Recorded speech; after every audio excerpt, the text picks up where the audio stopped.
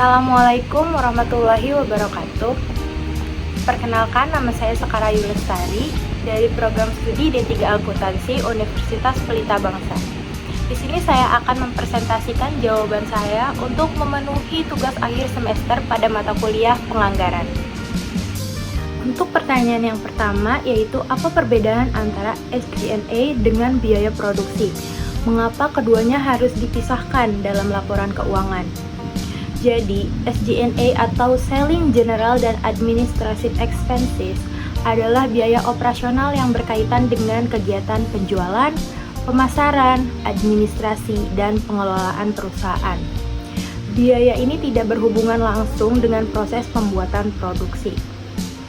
Nah, contoh SG&A ini adalah antara lain seperti gaji staf administrasi, biaya promosi dan iklan, biaya listrik kantor, biaya sewa kantor, biaya transportasi pemasaran. Sedangkan biaya produksi adalah seluruh biaya yang dikeluarkan untuk menghasilkan suatu produk.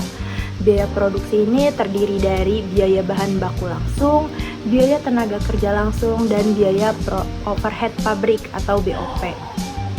Nah, dari perbedaan ini sendiri tuh ada beberapa aspek.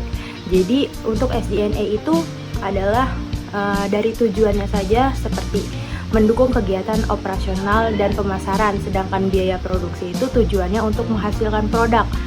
Lalu SG&A itu tidak berhubungan langsung dengan produk, dan biaya produksi itu sangat berhubungan langsung dengan produksi.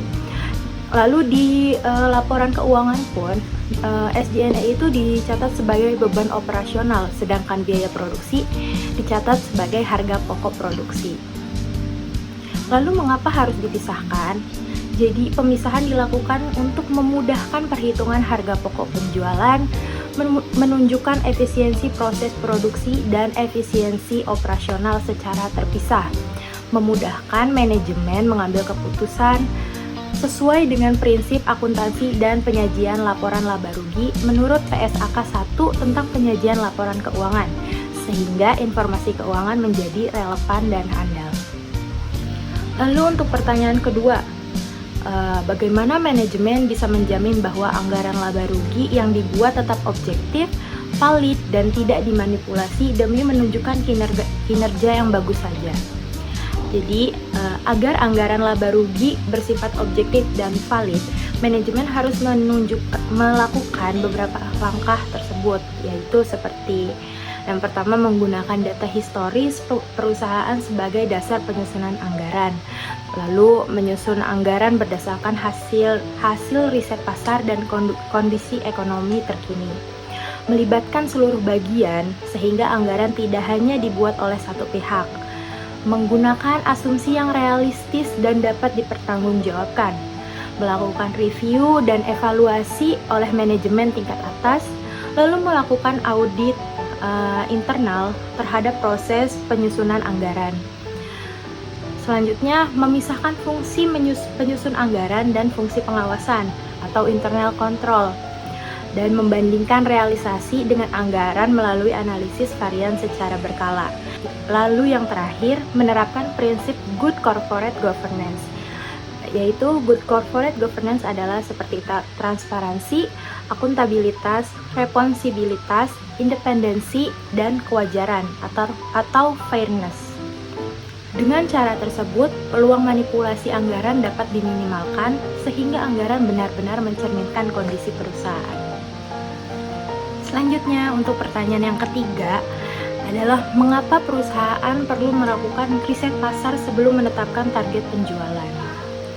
Jadi riset pasar sangat penting ya, karena memberikan informasi mengenai kondisi pasar dan kebutuhan konsumen sehingga target penjualan yang ditetapkan itu menjadi lebih realistis.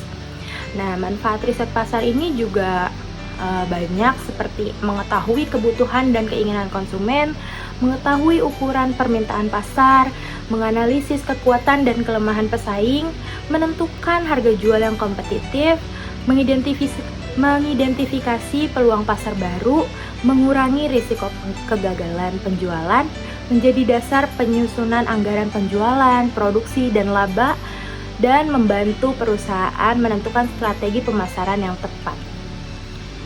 Jadi, tanpa riset pasar, target penjualan dapat terlalu tinggi atau terlalu rendah, sehingga menyebabkan penyusunan anggarannya menjadi tidak akurat.